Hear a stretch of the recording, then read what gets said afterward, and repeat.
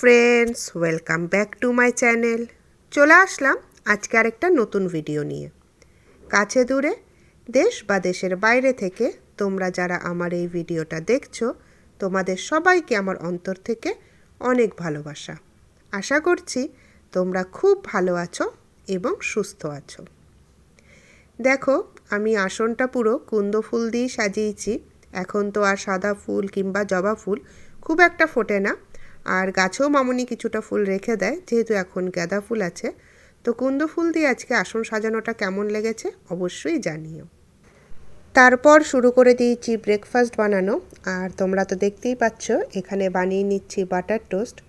আর আমার তো বেশি করে বাটার দিয়ে টোস্ট খেতে দারুণ লাগে। ওই কম কম বাটার দিয়ে আমার একদম ভালো লাগে না, তাই পরপর না খেয়ে আমি একটু গ্যাপ দিয়ে দিয়েই বানাই বাটার টোস্ট। আর এই যে এখানে আয়ুষ আর পাপার জন্য বানিয়ে নিয়েছি, আর এবার আমার আর মামুনির জন্য এবার বানিয়ে নেব। ব্যাস, তারপরে শুরু করে দেব রান্না বান্না। আর এই যে বানিয়ে নিচ্ছি। তো চলো ব্রেকফাস্টটা করে নিই, তারপর রান্না করতে হবে। আর প্রথমেই আমি এখানে বানিয়ে নিচ্ছি শাক, আর এটা হচ্ছে মেথির শাক। আর এই দেখো, মেথি শাকটা মানে ভাজার সময় এত সুন্দর গন্ধ ছাড়ে, তাই না? আমার তো খুবই ভালো লাগে মেথি শাকের গন্ধটা। মানে খেতে যত না ভালো লাগে, গন্ধটা আরও বেশি ভালো লাগে। আর তারপরেই তো বানিয়ে নিচ্ছি এখানে ডাল। আর এই যে শীতকালের একদম পারফেক্ট মুসুরির ডাল, টমেটো আর ধনে পাতা দিয়ে। তো এই ডাল দিয়ে যেটাই খাই না কেন সেটাই ভালো লাগে, তাই না? আর ডালটার তো তোমাদেরকে বলেইছিলাম যে গন্ধটা দারুণ লাগে। আর এই ঠান্ডার দিনে এরকম মুসুরির ডালের গন্ধটা ভালো লাগে, মেথির শাকের গন্ধটা ভালো লাগে। খেতে যত না ভালো লাগুক না কেন, গন্ধটা বেশি ভালো লাগে। আর তারপরে এখানে বানিয়ে নিচ্ছি হচ্ছে ছোটো মাছের ঝাল। আর ছোটো মাছের ঝাল তো আমার খুবই ভালো লাগে। তো আমার না বড় বড় রুই মাছ, কাতলা মাছ খুব একটা ভালো লাগে না।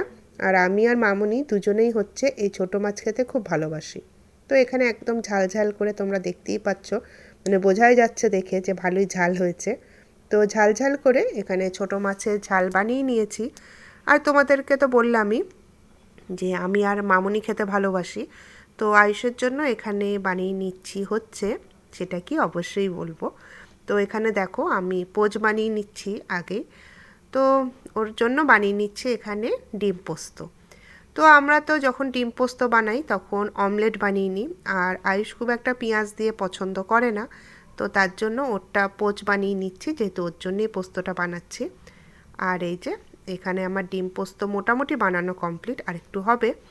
আর একটু আলু দিয়ে দিয়েছি, অন্যদিন আমরা খেলে আলু দিই না, যেহেতু এটা ওর জন্য বানাচ্ছি আর ও তো আলু খেতে খুব ভালোবাসে। তো তার জন্য এর মধ্যে একটু আলু দিয়ে দিয়েছি। মাছ, ডিম, চিকেন বা মাটন যাই বানাই না কেন ওর মধ্যে একটু আলু দিতেই হবে। তো তার জন্য একটু আলু দিয়ে দিলাম। আর এই হলো আজকে আমাদের লাঞ্চের মেনু। রান্না শেষ করার পর একটু উঠানে ঘুরছিলাম, তো ভাবলাম তোমাদের সাথে একটু শেয়ার করি, অনেক দিন তো শেয়ার করা হয় না। এই যে দেখো, এই যে উচ্ছে গাছটা, এটা কিন্তু প্রতি বছরই নিজের থেকেই হয় এখানে।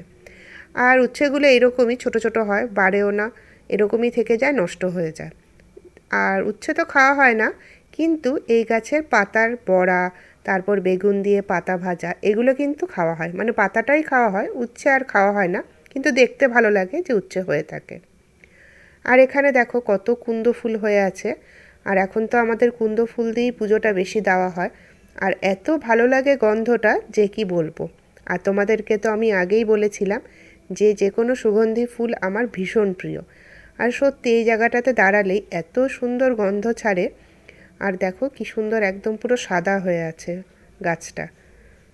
আর যতই তোলো না কেন আবার পরের দিন এরকমই সাদা হয়ে থাকে। বেশ ভালোই লাগে কুন্দ ফুল। আর তোমাদের অনেকের বাড়িতেই কুন্দ ফুল গাছ আছো, এর আগে একবার আমি ছেড়েছিলাম আঙ্কেলের বাড়ির কুন্দ ফুল, তোমরা বলেছিলে।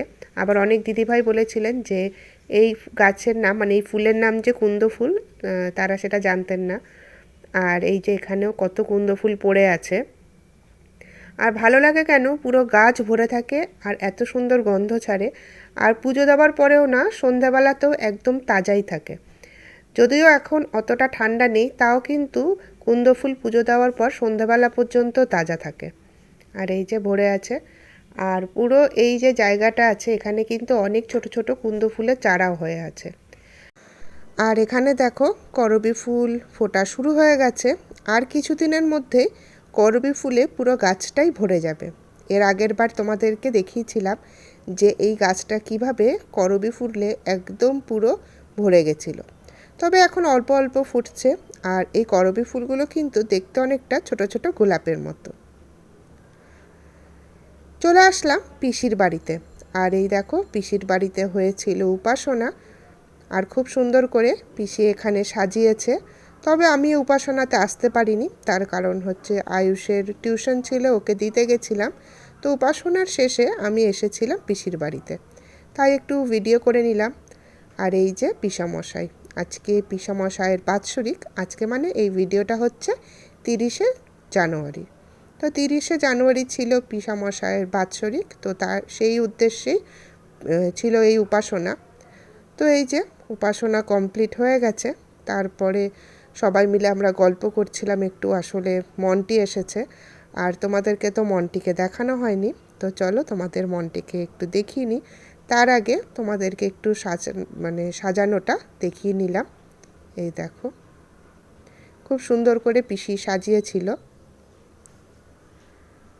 আর মন্টি হলো আমার পিস্তত দিদি। তবে ওকে আমি আগে দিদি ডাকতাম না, ওর বিয়ের পরেই ওকে আমি দিদি ডাকি। তো আমার থেকে 6 মাসের বড়। আর এই যে মুন আর মামুনির যে পেছনে সে হচ্ছে মন্টি। ওই যে তো সাথীর বিয়ে মানে আমার জ্যাঠতো বোনের বিয়ের যে ভিডিওগুলো ছিল সেখানে তো মন্টিকে আমি অনেকবারই দেখিয়েছিলাম। আর এই যে সবাই একদম সাদা ড্রেস পরে আছে। আর এই হলো সান ভাই, মানে আমার পিস্ততো ভাই। তো তারপর একটুখানি বসে গল্প করলাম। গল্প করার পরে বাড়ি চলে আসলাম। উপাসনা তো প্রসাদ ছিল, তার সাথে প্যাকেট ছিল। প্যাকেটে ছিল হচ্ছে কচুরি, তরকারি আর রসগোল্লা। সেটাই ছিল আমাদের ডিনার। আর এই প্যাকেটটা সবার জন্যই ছিল, যারা যারা উপাসনায় এসেছিল। তো ঠিক আছে, ভিডিওটা আর বেশি বাড়ালাম না। পরের দিন আসছি আরেকটা নতুন ভিডিও নিয়ে। তোমরা ভিডিওটাতে লাইক করে দিও আর একটা কমেন্ট করে দিও কেমন লাগলো। ঠিক আছে, আজ তাহলে এইটুকুই। বাই।